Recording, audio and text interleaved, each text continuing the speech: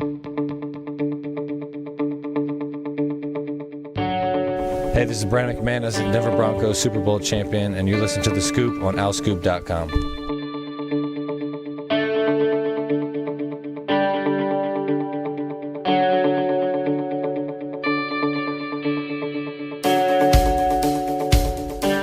Hi everybody, welcome back to The Scoop. This is Season 4, Episode 36. I'm John DiCarlo, joined by Matt Bender, Graham Foley.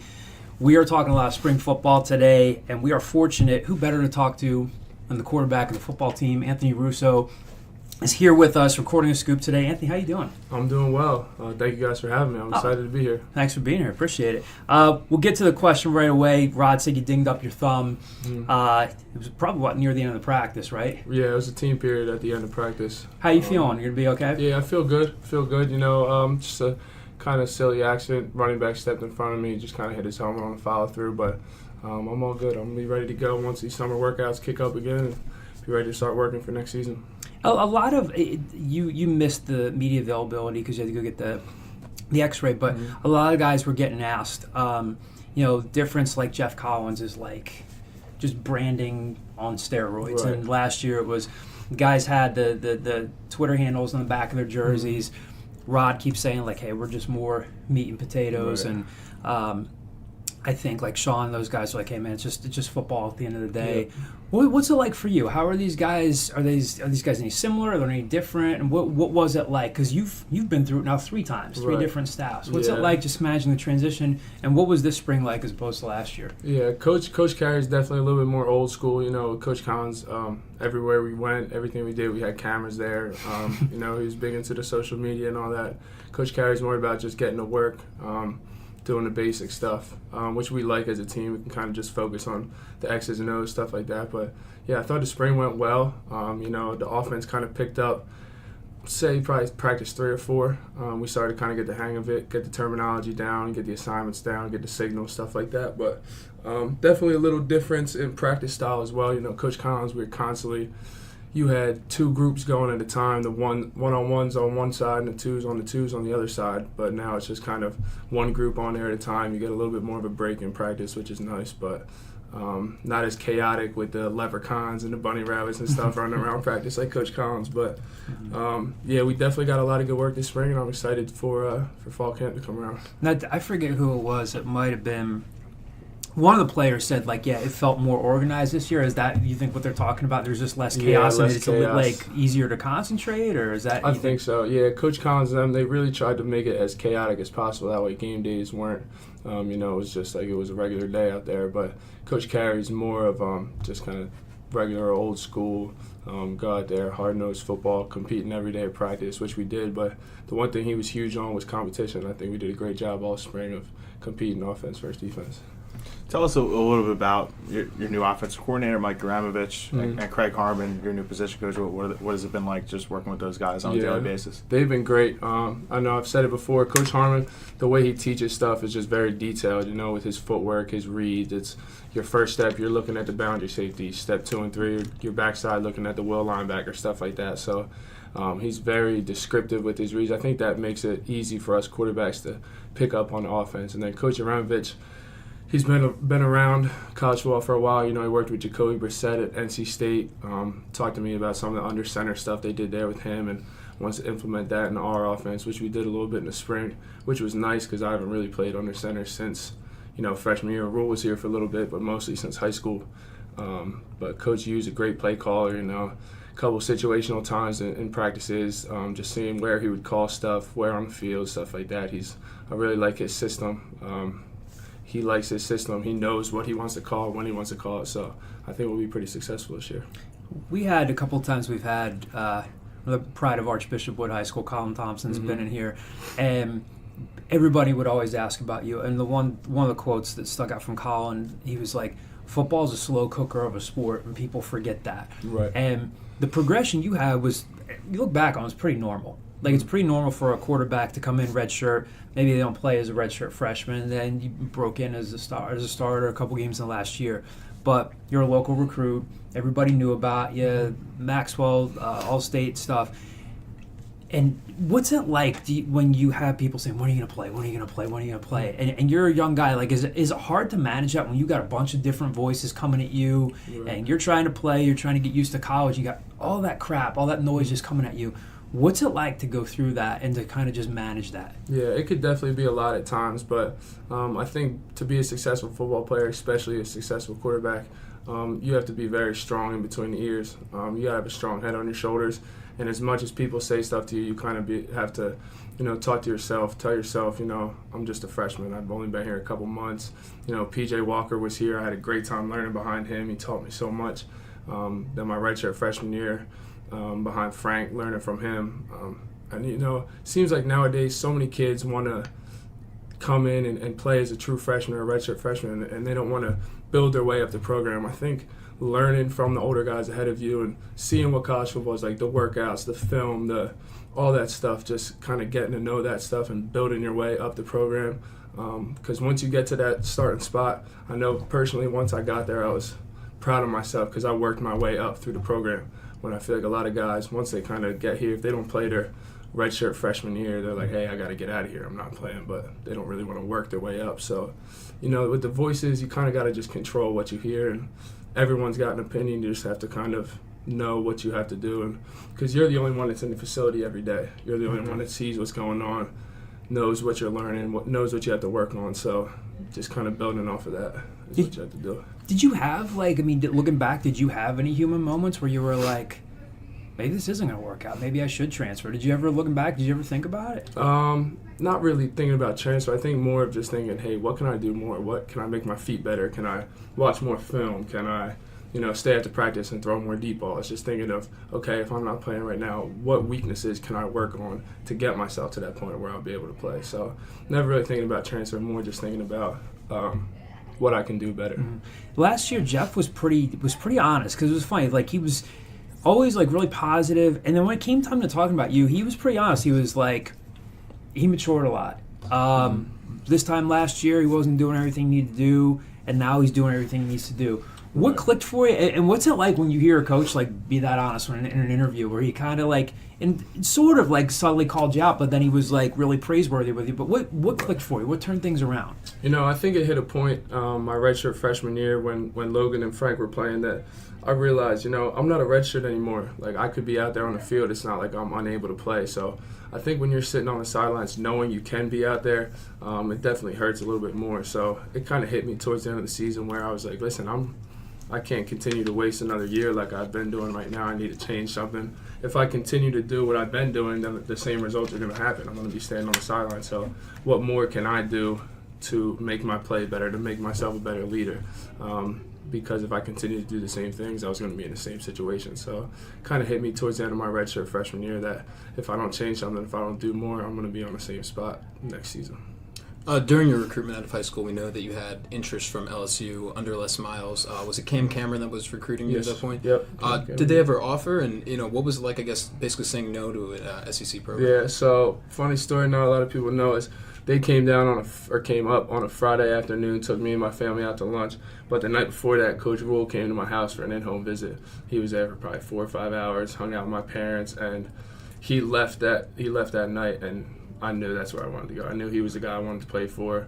My parents knew that he was the guy they wanted me to play for. So, I kind of went into that lunch the next day like, this is pretty cool. But in the back of my mind, I knew Temple was where I was going to go. Temple was where I wanted to be. So, it was a real cool experience having Les Miles and Cam Cameron come up and take me out to lunch and all that. But after that home visit with Coach Roy, I kind of knew Temple was the place I wanted to be. And what did he say in that visit? What was so convincing? He was just very honest with everything. He's like, we got PJ here right now. You can come in, you can learn behind him, and then after PJ leaves, you have a chance to compete.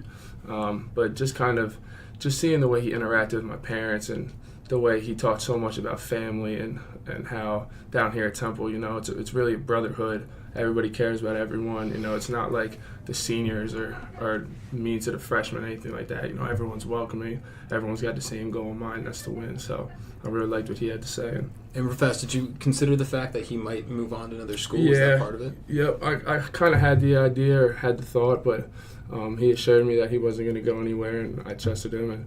And, just the way he kind of kind of showed himself and talked about the program and what he was doing there, what he wanted to do here was just kind of really motivated me to say, you know what, that's the place I want to be. That's the guy I want to play for.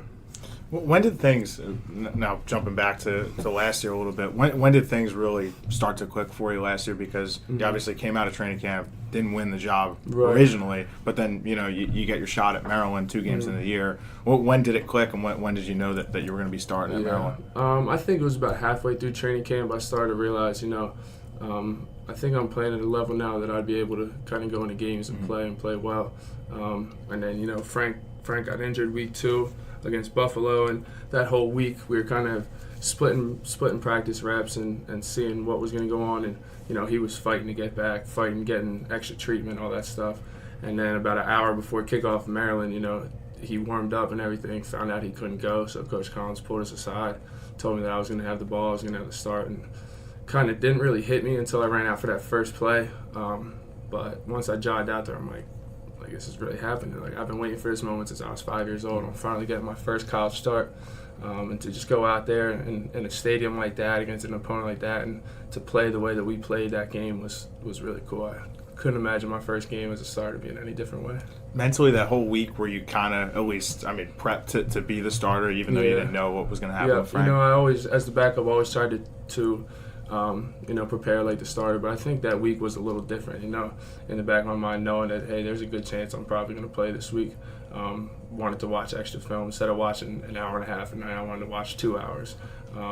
After practice, getting in right away, watching the practice film, staying after practice with the wideouts because I wasn't always running with the first team, so staying after the throw with those guys to get timing right, stuff like that. But just preparing as if I was going to play that week a little bit more than I normally did, and once I got out there, I think it paid off. How did you stay centered after that? Because you go out there, you guys, that was really critical. You guys needed to win. Everything clicks. Mm-hmm. You go in, no big deal. Your first start is against a Big Ten team on the road, and you guys went out and punched them in the mouth. And it's not like you got your first win against like an FCS program. It wasn't. It was like, hey man, we need a win right now, and this is it. The following week against Tulsa, your numbers weren't great, but you guys won anyway, and then it was a steady progression after that. I think maybe some guys could have been like, oh, I just beat Maryland, and then they kind of like get too full of themselves. But I know you got stuff you want to work on, but you still managed to kind of stay focused after it went from not playing to boom, and then everything takes off. How did you kind of like center yourself and stay focused last year? A big help was AD Adam DeMichael. He pulled me aside after the game and said, listen, this is a great accomplishment. Like, this is something you've been waiting for since you were a little kid. You got your first win. He's like, enjoy it, but as soon as Monday morning comes, it's on to Tulsa. You're on to the next week. And it being a short week, so we played them on Thursday, we really had to start that next day. We had to start Sunday, start for that week. But he was kind of always in my ear. Listen, it was great. You got your win, but it's a new week because I've never been through the process of being a starter. He's been there before as a starting quarterback here and a coach, so he knows as great as a win or a loss is one week, you got to turn the page and go to the next game the next week. So he kind of helped me stay grounded and stay motivated and stay focused on the opponent for the next week, and he continued to do that week after week last year. So I have a big thanks to him for helping me out there. You finished the season with as many touchdowns and interceptions, 14 to 14, but you never really shied away from throwing tough passes, even though I'm sure you wanted to cut down the interceptions. Right. Some young guys, I'm sure, would kind of shy away from things like that. What made you, still confident to make those tough throws? I think as a quarterback, you kind of have to have that mentality where, I've been, since I was a little kid, it's always been taught if you see something, you got to trust it and you got to rip it. So I think sometimes I trusted it a little too much and tried to fit it into some tight windows. But, throughout this past offseason, I've just been going back, watching those plays, watching those interceptions, seeing, hey, was my feet messed up? Could I have, was the back open? Was the check down open? Could I have, instead of trying to hit the deep ball, could I just hit the running back and get 5 or 6 yards, go to the next play?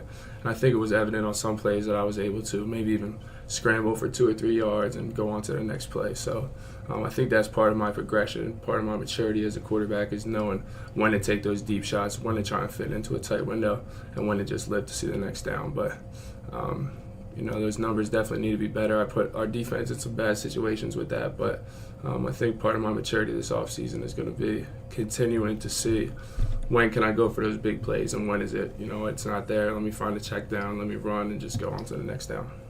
through spring ball, who's kind of jumped out to you on defense? Anybody giving you some problems on that end? Yeah, one dude that's gave us some problems was actually the early enrolled freshman, MJ Griffin. They had him at safety, and they also had Deshaun Winston at safety, who was a linebacker last year. Just the way those guys, normally you're back there as a freshman and quarterbacks can easily look you off one way and throw the other way, but, they weren't falling for much. They're great in pass coverage, great breaking on the ball. And I think the thing that I really noticed about those two is they weren't afraid to come downhill and fit up a running back, come down and fill a hole, make a tackle, which is rare for a safety, I think. Normally safeties are more pass coverage guys, but for them to be able to come down, especially as freshmen, and fill a hole and make a tackle in the run game is pretty impressive. So those two guys had a pretty good spring. I look forward to them kind of growing and maturing and being big for our defense. Kevon Bruton, he brought you up when we asked him. He asked him unprompted about the receivers and the running backs. Really brings up your name, and said your development just in film and watching film, and you realizing that maybe you're gonna have a chance to do this for a long time and play at the next level. Is the NFL, like, I know it might not be front and center, but is that at least in the back of your mind that there's a chance that a year or two down the road that you could be a draft prospect right now? Yeah, that's definitely something that's been a dream of mine since I was a little kid. It's always been play Division I football and then go on to the NFL. It's always been a dream. So I'm just gonna keep working and hopefully that opportunity comes. But I think sometimes people have that end goal in mind and they just want to work towards that, when instead of just taking it one day at a time, what can I do today to get better than I was yesterday? Can I throw some more? Can I watch some extra film? Can I do some extra footwork? What can I do today to make me better off tomorrow? Stuff like that. So I think sometimes people think of that end goal instead of just worrying about, working every single day. What can I do? Every day you wake up, you get a new 24 hours. What can I do in those 24 hours to make myself better? That way I'm still working towards that end goal, but I'm focused on what can I do today? What can I do today? And just keep, like we used to always say, stack days. Just have a good day today, worry about having a good day today. That day's over, go on to the next day and just continue to stack good days, and the rest will come. One of the other things you did well last year was, like you said, you threw some picks, but it probably sounds like a huge cliche to everybody. Like, you got to forget about the last play. You got to forget about the last play. It looked like you were able to do that in big moments. Like, you throw a pick and then come down, boom, lead a touchdown drive, game-winning drive. Talk fans through like how you do that, because I guess it's like for some guys, again, they get completely unraveled. They throw a pick early and they just never get back on track. Right. You were able to bounce back multiple times last year. How do you do that when you've got so much on your mind? You got to remember a playbook, and you're like, all right, I just put the defense in a bad spot, and then boom, you go out there, 12 play, like 85-yard drive, and then it's back. How do you do that? How do you switch it off and recover that quickly? It sounds a lot easier than it is, but you just kind of got to realize, listen, I made a mistake, but I'm not going to get that throw back. I can't rewind the game and not throw that interception. I threw it, but now I have the trust in our defense to get us the ball back, which I always do. Our defense, I put them in some bad situations this year, and they really got me out of it. So just kind of having the confidence in the defense, but just realizing I'm not going to get that mistake back. I threw that interception, it happened, but there's no point in harping over it when I can't get it back. You got to move on to the next one. So, AD always preaches, whether you throw a pick or a touchdown, it's great, celebrate it, or be pissed off about it, but the next play, you got to line up and go to the next play no matter what. No matter if the last play was great or it was awful, you always got to go on to the next play. So just kind of forgetting about it, it's really just realizing you're not going to get it back. You just can't make the same mistake twice. So moving on, realizing what your mistake was and learning from it and moving on to the next drive. Before we get to some mailbag questions here, I got to ask you this. I mean, I'm sure millions of people ask you this. You're going to focus on Bucknell, but then you got a few games in the season. Georgia Tech comes in. And then even looking ahead to the following season, you play Manny Diaz, who was here all of, 3 weeks. Do you guys just look around sometimes and be like, this stuff's bizarre, man? Like, this is just, this could not be stranger if it tried. What's it like just looking ahead and thinking, like, this is going to be weird? Or are you guys just so conditioned as players? I'm sure there's probably got to be a mix, right? We're like, okay, focused on the opener, but this is going to be weird. What's it like to just take that in and it's be in that position? It's definitely, especially thinking of, all the teams in college football, to think that we're going to play two of our previous coaches in the next 2 years. I'm even looking, not that I'm looking forward, but we play Rutgers next season, where I was originally committed to in high school. I get to go play in Rutgers Stadium next year, which is where I was supposed to go to college, where I was supposed to play college ball. So being able to go there and play them is going to be pretty cool as well. But it's just pretty crazy, the 2 coaches that were here and now at schools that we're going to play in the next 2 years. And like you said, we're focused on Bucknell right now, but I think that matchup with Georgia Tech, some guys kind of have that circled on their calendar. It's going to be pretty cool. It's also going to be a little weird, jogging out onto the field, the link, looking across the field and seeing Coach Collins and Coach Patton and all those guys. But we're excited for it. Honestly, we just want the fall to come. The summer's always long for us because it's that time where, you're so close to the season, yet you got to get through all those hot days in the summer, all those hot practices, the hot conditioning, all that stuff. But, yeah, we're real excited. I know some guys definitely have that Week 5 matchup with Georgia Tech circled on their calendar. So we got some mailbag questions here. Most of these are coming from our message board, so we got some screen names here. So this first one comes from McKee1. I know this might seem like an odd question, but I'm really curious what happened with Jake Robinson. Now, we know Jake graduated early. From what I understand, he graduated early and wanted to move on, but I thought maybe we'd include this question. Jake never put up big numbers, but he seemed like a pretty popular guy on the team. When he was here, what did he just bring to the team as a teammate? Yeah, Jake was actually one of my roommates. He was just a great, we call him locker room guys. He's everyone in the locker room loves him. Everyone's going to respect him. He works hard. He was always a tough-nosed kid. We could put him at fullback. We could put him at tight end. We could put him at the wing. He's always willing to go in there, put his nose in there, make a block, be a lead blocker, stuff like that, which isn't always the most rewarding. Being a fullback, being a tight end, not catching a lot of balls, but constantly having to go in there and make lead blocks. It's not the most rewarding, but, we definitely miss him. I know I miss him as a roommate. He was a great guy. Great locker room guy. He was always someone that was working hard and pushing other people to work hard. So he was someone that was great to have in the program. And I know we're definitely going to miss having him around this season. So this next question comes from Chris Coyer's father. Chris is on our message boards all the time. So this is a super football centric question.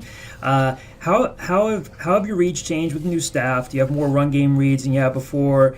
And are they asking you to read fronts and adjust according to what you see? And just a super technical football question. Yeah. Well, not super technical, but he wants to know just schematically what's different. Yeah, the one big thing that sticks out to me about this offense is it's a bunch of RPOs. Last year we had a real good run game, but from a quarterback standpoint, I always hand the ball off to Rock and just kind of watch it, carrying out a fake and watch him go. Now, pretty much every run play has pass routes on it, so I'm not just standing there handing off. I'm standing while I'm handing off and reading, hey, is this linebacker coming into the box? If he is, I'm going to throw the RPO out here.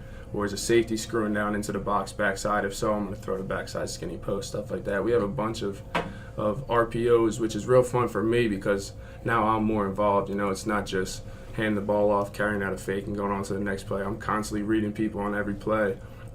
We have a bunch of opportunities just to run bubbles on the outside, get it to our playmakers, Jaden Blue, Isaiah Wright, get it to those guys out on the outside and kind of just let them make plays in space. But the biggest thing for me that I've noticed is just the RPOs, all the run game stuff with the routes. And I think it helps us out because constantly, I know talking to Sean Bradley and Chappelle, they're always kind of annoyed by it because they're like, we don't know if you're handing it or throwing it, and we're always reading them. So it kind of puts the defense in a bind. And we were pretty successful at it all spring, so the RPOs I think is going to be something that helps us out as offense this season. To add to that, you had that touchdown run in the bowl game. Is there that option where you could just take off and run it yourself? Yeah, we definitely do run some read stuff, some power reads, some good old-fashioned read option. We'll even run a little bit of triple option where we'll run a read option in the middle with a bubble to the outside. So if it's a pull, you'll read the linebacker, you could throw the bubble, or you could tuck it and run depending on what he tells you to do. But definitely that quarterback run aspect. We run some Q draw on 3rd and short where same thing, RPO, you'll have 2 routes on each side. The defense gives you a quick game route, you'll throw that. If not, you'll run Q draw, stuff like that where if they want to spread everybody out with the receivers, we'll get the quarterback to run in there, get 3 or 4 yards first down, go to the next set of downs. But I wouldn't say we're as much quarterback run as we were last year, but it's definitely still in the system. Hootie Hoot wants to know, what is one thing you see? Screen name, yeah. That's probably my favorite screen name. He asks this question every single week, yeah. He wants to know, what's one thing you see improving drastically with this staff over the previous one? I think the attention to detail is the biggest thing that this staff kind of harps on. You could have a great play, but if maybe one step of my footwork was messed up, or my path to hand off the ball to the running back was a little bit off on the angle. They'll congratulate you for a good play, but they'll also say, hey, they'll kind of nitpick those little things. And I think those little things are what can make the difference between being good and being great.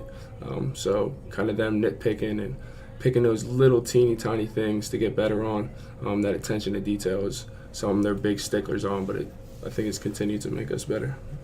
And this one comes from Moose Jacob. Are you working on arc and speed of certain throws? It seemed at times last year that balls were thrown too hard. Touch passing is an art, and all QBs need to work on that aspect of throwing the football. Yeah, absolutely. Some that stick out to me are just kind of those short crossing routes. Sometimes last year, pockets started to get hot, and I would just kind of throw a bullet at the wideouts. And that's a tough catch when they're 4 or 5 yards away, especially running across the field. So between that and then some of my deep balls last year were a little flat, letting the D-back get a chance instead of, you watch guys like Russell Wilson, Tom Brady, they kind of throw those rainbow-type balls and dropping in. Sometimes that's how the deep ball has to be. So using that arc and a little bit of touch pass on those short routes, definitely something I've continued to work on. Just anything to make the life of the receiver easier, anything to get the ball in their hands, let them make an easy catch and do what they can do with the ball afterwards. So, yeah, I've definitely been working on that. How do you feel, just to add one more question in there, how do you feel about that receiver room? We haven't talked about that yet, but you guys obviously have guys like Randall Jones, Freddie Johnson, some big play threats coming back. Jose Barbone, some of the redshirt freshmen seem to be coming along. Just what have you seen out of that group? Yeah, we got a great group of receivers, and I think the big thing that's sticking out throughout the spring was that last year, they were great in practice, but once practice was over, you wouldn't see them. They'd go into the locker room. Now, after every practice, you see them catching extra balls, running extra routes, doing a bunch of extra stuff, which I think is huge. But like you said, we have so many big play threats. We also have so many great possession receivers. Brandon Mack's a huge target that can catch the ball anywhere.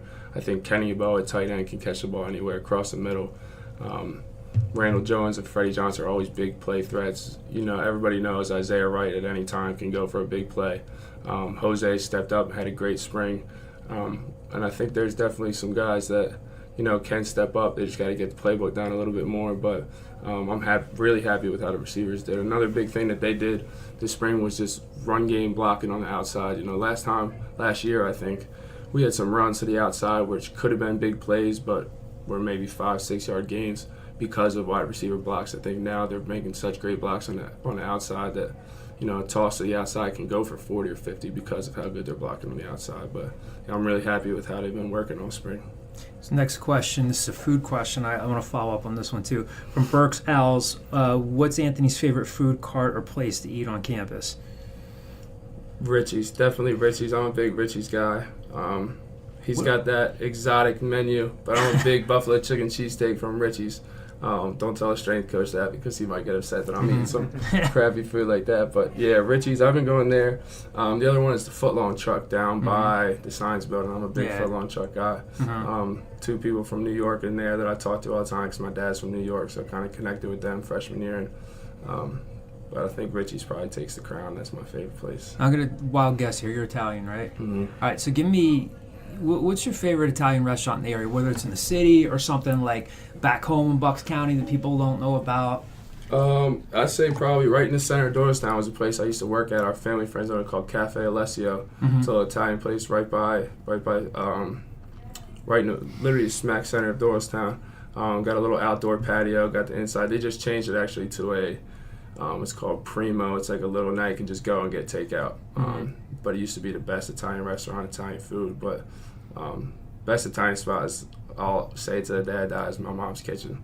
Yep. She makes the homemade pasta sauce, the homemade meatballs every Sunday night. And you guys are every Sunday fan, every right? Sunday night, yep. Every Sunday night at 6 o'clock, the pasta's going to be ready, the meatballs, all that stuff. So, yeah, that's definitely my favorite meal is my mom's pasta and meatballs. I guess I got one more follow-up question. This is my chance to geek out on food. We tease Graham for having crappy food takes. Although you like Italian food. Oh, I love Italian food. I like it. So does your mom fry her meatballs, or does she drop them right in the sauce? Right in the sauce. Yeah, that's what I do. She makes the sauce from scratch, and then once that starts to kind of get cooking, get heating up, then she'll make the meatballs from scratch and drop them in. Yeah. Let them sit in there all day. Yeah. Next time we do this, we'll have just like a big pot. Yeah. I should have had my mom make some meatballs and homemade sauce. I could have brought it here. I'm up for it. That'd be great. Yeah.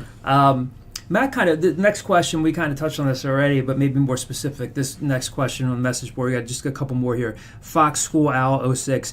Who is one guy in the receiving core that's really taken a big step forward this offseason? You obviously touched on a lot of names, but is there maybe like one guy who's like really made strides? I think the biggest strides have been Brandon Mack, and I wouldn't even say it's his play. He's always been a great receiver, great route runner, strong hands, just a big body, big target. But I think the biggest step up he's made is being that leader in the wide receivers room. We have so many great wideouts, so many older guys in that room, but there's never really been that one definitive leader. I think Brandon Mack has kind of stepped up as that guy this offseason. He's been vocal. He's gotten on guys. Even when someone like Zay runs a route it's supposed to be at 12 yards, he runs it at 10. Brandon Mack's the first guy to get on him. He wants everyone to be perfect with everything, and I think that's just going to continue to make those wideouts even better. But just the way he's been a vocal leader, and every single day he's there after practice coming up to me, hey, what do you want to work on today? What can we do today to get better? Just his attitude this offseason, I think he's definitely taking the biggest step. Our next question comes from DBlaze75. He said Isaiah Wright's targets went down from last year, 80 to 66. His receptions from 46 to 33.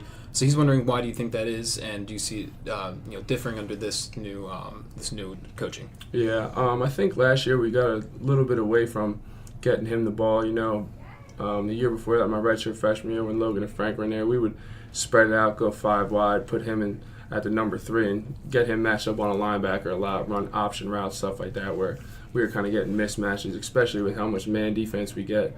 We would motion him. We would put him in different sets to kind of get mismatches. I think we got away from that a little bit last year.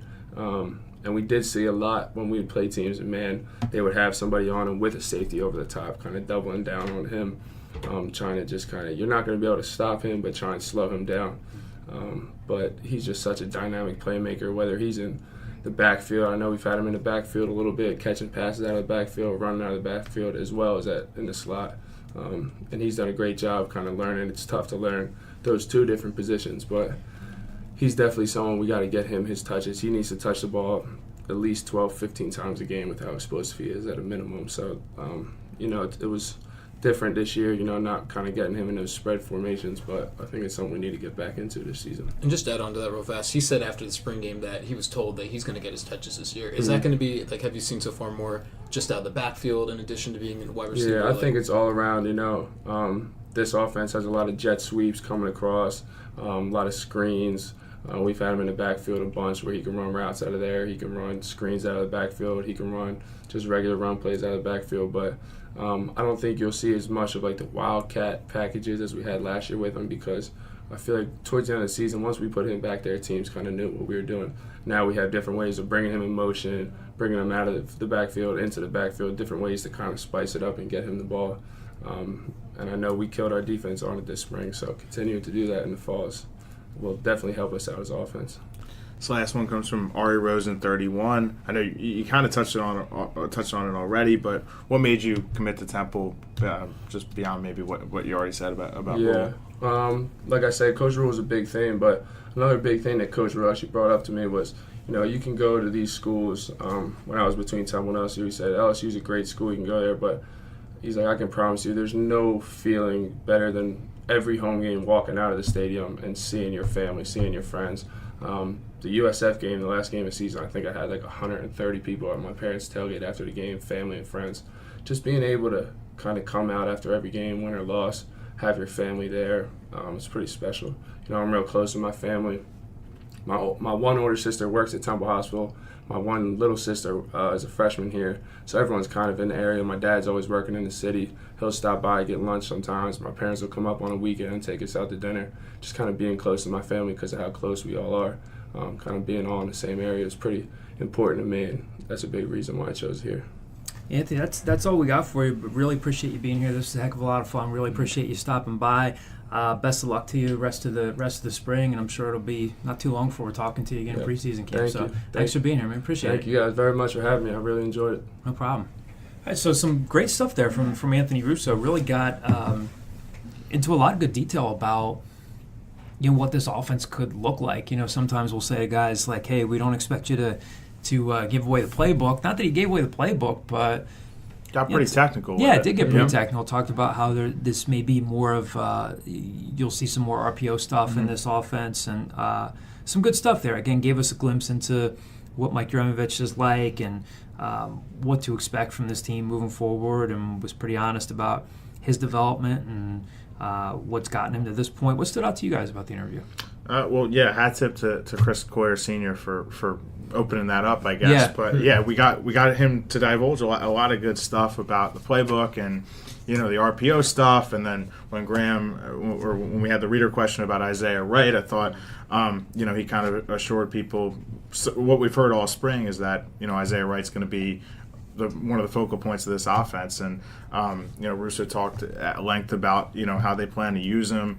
Won't do as much of the Wildcat stuff because I think as he said, teams really started to key in on that late in the season because teams pretty much knew what they were going to do with him in the backfield. But I think now it opens up for him to kind of get back to what he did, I guess, his sophomore year, where Russo said they kind of had him matched up with linebackers and got him in some mismatches because he's as fast as anybody on this team, and he can break loose. So definitely sounds like they're going to want to use Isaiah Wright more. They're going to want to target Isaiah Wright more, and I think you heard that again coming from Russo, and you've heard it all spring if you've been listening to the coaches talk. Yeah, I was really impressed with just how open he was about the improvements of the coaching staff, and with Isaiah Wright, he talked about just the wide receiver room. That's been a big question on many Temple fans' minds, and he said how they're spending more time after practice, something they just didn't do last year. And I think it's just that openness was really great. And he talked about his own kind of struggles with interceptions and wanting to throw the ball deep, but now he's working on running a few yards, doing the short pass for the running back, his footwork that he wants to work on. I was just very impressed by how much he really was open about what he's working on and where he needs to improve. And he's also talked about the pressure that John asked about when he didn't play his first couple of years, and I was just really impressed. Yeah, so again, in case you haven't been following along, spring ball is now done. In place of having a spring football game, they had an open practice, this Cherry and White Fan Fest on Saturday. We had coverage of that, and of course we didn't get Anthony right after the game because he was getting an x-ray on his thumb. His thumb's dinged up, but he says he's going to be fine and ready for preseason camp. But talked to Isaiah Wright, talked to Sean Bradley, Chappelle Russell, Kenny Yeboah, talked to Rod Carey, and it was interesting because a lot of the players were asked, Jeff Collins was super brand focused, super social media focused. As Anthony said, he's like, everywhere we went, we had cameras everywhere, and he almost like smiled and chuckled when he said it. And a lot of the guys seem to say hey, every coach is going to have his style. At the end of the day, it's just football. So it was different to see an open practice as opposed to a spring game, but we've talked about this multiple times. A lot of times when you cover a spring game, the stats are meaningless, they're inflated, and they very rarely translate to the regular season. So, but now that spring football is wrapped up, of course, we'll continue to provide updates, including one today, a recruiting update. So Temple did land its 5th verbal commitment from the 2020 class. Can't believe we're saying that already. Quarterback Matthew Duncan, 6'2", 195-pound lefty from, and I forget what high school in North Carolina. He's a North Carolina kid, right? South Carolina, excuse me. So he had offers so far from Colorado State, Eastern Michigan, and Kent State. So again, we couldn't ask Anthony about him. Again, if you guys are unfamiliar with the rules, coaches and players cannot comment on a recruitable athlete until he signs a national letter of intent. So if indeed Matthew Duncan stays committed to Temple and he signs in December, they will be able to talk about him then. So again, they're up to 5 verbals so far in the 2020 class. Let's talk a little hoops. The past few weeks have been very basketball-centric. We had Chris Clark with us last week. Last week we talked to you about, in addition to all the great stuff from Chris, we talked about how a couple of names to keep an eye on would be Ty Strickland, a couple of transfers. Ty Strickland from Wisconsin, whose father played with Aaron McKee in the NBA out in Portland, and then Jake Forrester, who's sort of a legacy guy, and his older father, Dwight Forrester, played for Don Casey and John Chaney. So Ty Strickland was on a visit this weekend and hasn't committed anywhere yet. He was in this past weekend. Texas Tech had maybe been mentioned as a possibility. Oklahoma State. As of last week, we're hearing maybe it's favorable that he ends up at Temple. What transfers you're looking at? Okay, Was he just not a fit at Wisconsin? Is he just not that good? Is it something in between? So we're sitting here on a Wednesday, recording the scoop. Ty hasn't committed anywhere yet, but he hasn't committed to Temple. Matt, what do you think's going on with this? I mean, I think it's a case of like with any recruit where, you know, the recruit comes in and on an official visit, you learn a lot about the recruit. The recruit learns a lot about the program. They get to play pickup. They get to hang out with the players, and you know, you kind of really get to determine whether or not it's a fit for, you know, in Ty's case, I guess it'll be the next 3 years of his life being at Temple if he were to choose to come here. So I think both sides kind of get to, you know, a feeling on whether or not it's a fit.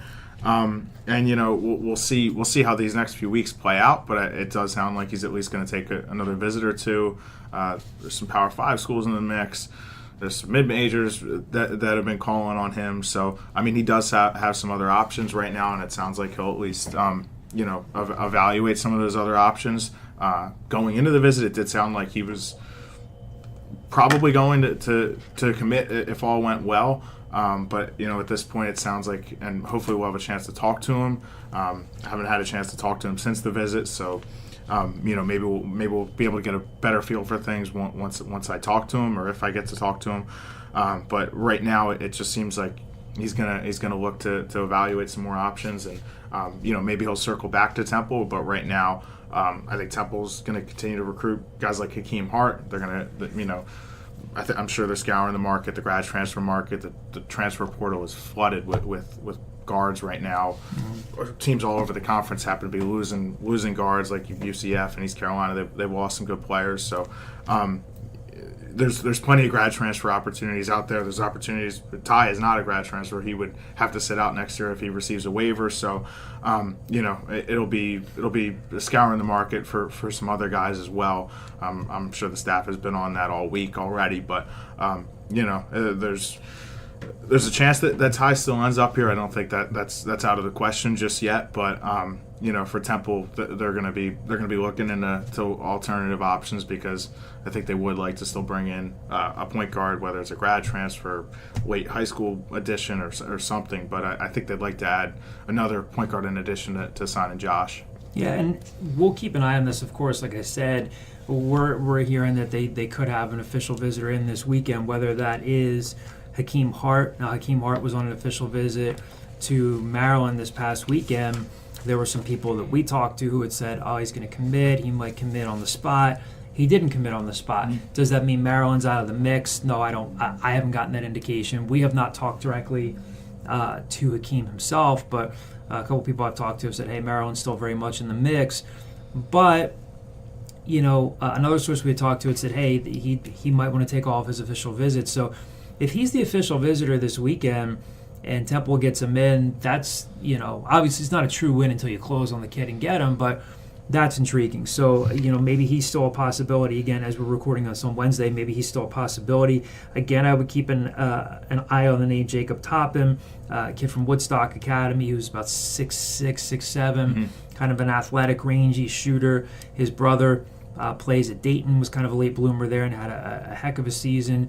A couple people have said to me, hey, like he's just as good as Hakeem Hart or anybody they're looking at. He's just a little bit more under the radar. You could maybe bring him in. Maybe he plays sparingly. Maybe you redshirt him, but he's got a lot of potential. So I wonder if they're kind of maybe not necessarily keeping him on the back burner, but maybe he's a possibility. So I wouldn't rule him out. Does Nasir Brooks, you know, intrigue anybody now that Mick Cronin's gone? I think with the coaching change, I don't think he would have to sit out 2 years. If Temple has the opportunity to bring him in, he's a Philly kid, he's a big man, that's intriguing. So the spring is always crazy. Guys, like we've talked about before, some programs will reach when they might reach for a kid that may not be as good, or something falls right into your lap. So I still think it's going to be a very interesting couple weeks here. Maybe we talked about Jake Forrester again. Now VCU could be in the mix for his recruitment. His father is very involved in his recruitment from what I've heard. So Not sure what's going on there either, but again, this is always a really, really interesting time. So stay tuned. We'll keep you updated on basketball recruiting. All right, so we have a couple other mailbag questions to get to here that were directed specifically to us and not to Anthony Russo. So we'll hammer these out here. Maybe before Anthony we finish Russo it. wanted to talk about Ty Strickland. Maybe he wanted to. Yeah, that's a good point. We Didn't give him a chance to. We screwed that up. Maybe he wanted to talk some hoops. We'll call him back in. So, Anthony, sorry about that. Didn't get to the basketball-centric stuff for you. So, Hootie Hoot, who asked Russo a question earlier, again, Hootie Hoot, I think, has the longest consecutive streak of mailbag questions of any Al Scoop reader. Yeah, So, I was talking about coming up with a Scoop ban list, but Hootie Hoot would definitely not be on that list. No, because no, he's no, a loyal listener. No, tremendous. I've never met Hootie Hoot, but like just always has a question at the ready in his holster. So appreciate that. Appreciate you listening. So he has a two-parter for us. Question number 1, is the new punter on scholarship? If so, any idea why Boom Boom, meaning Aaron Boomeri, transferred if he too was on scholarship? So, yes, I would imagine that Adam Barry, the junior college punter that they signed, is going to be on scholarship. Yeah, so Barry's a 6'6", 210-pound punter. I'm imagining that once they brought him in, maybe Connor Bowler was like, I'm seeing the writing on the wall. Hey, one of the things to work out for Connor. He's a Downingtown guy. Graham, Kyle, and I are Downingtown guys. It's my math class. Matt he was in your math class? Yeah, There you go. my junior year, his sophomore year. So didn't work out for him. But so Connor Bowler transfers. Adam Barry, I'm assuming is going to be on scholarship. He told Kyle that he'll be on scholarship. Yeah, there you go. So, and regarding the kicker, that's Jacob Lafrite, who they're bringing in. So from Indianapolis, right? Yep. So now he comes in, again, he only kicked a small part of the season last year because he had an injury, but if you look at, I think Kyle had either posted this, I think he posted this on the message board. So Will Mobley, who again filled in nicely for Aaron Boomeri when he got hurt last year, Will was fairly accurate, but he doesn't have a super strong leg. He was averaging 52.6 yards per kickoff. Only 13.2% of his kickoffs went for touchbacks. That's not great. Now, if your kick coverage units are great, fine, but you want to see those percentages go up. Jacob Lafrite averaged 61.7 yards per kickoff attempt, and 57.3% of his kickoffs went for touchbacks. So had a chance to talk to a couple people about him. They said he's got a rocket for a leg, so if he's anywhere near accurate, he's going to come in and compete with Will Mobley. So I think both those guys are going to be on scholarship, and I think they felt like they needed to upgrade with their specialists. Again, not really sure what happened with Boomeri. Some people said that he wasn't completely recovered from his injury, although this week he tweeted out video of him kicking off a tee or that little plastic holder thing, and he looked good. But we haven't had a chance to talk to him, so I don't know what the complete deal is there. When Rod Carey mentioned him a couple weeks ago, he said, hey, some of it was personal stuff I'm not going to get into, but said he was great when he was here. So, but that's the deal with the specialists. Second part of Hootie Hoot's question was any Ty Strickland news. We just covered that. We'll see what happens there. We do have one more question here from the message board that came in late from Road Owl. With today being the first day of the spring National Letter of Intent period, can we expect Josh Pierre-Louis to sign sooner rather than later? I mean, I would think so. I didn't see anything come through today, but I mean, he's been posting a lot of Temple stuff and graphics of him wearing a Temple uniform and stuff like that. So I would imagine that he will sign pretty soon. He'll be a Temple out. It's just a matter of him putting the pen to paper at this point. Yeah. So, but that'll do it for this week. Again, stick with us next week. Hopefully, we'll maybe get another basketball guest on for you guys. Again, I think the next couple weeks are going to be really interesting in terms of any additional roster movement that comes along. So again, a big thank you to Anthony Russo for spending some time with us this week. Gave us some great insight into what's going on with the offense, what's going on with the team in general, and the new coaching staff. Thank you for all of your mailbag questions, for tuning in each week, and we will talk to you next week.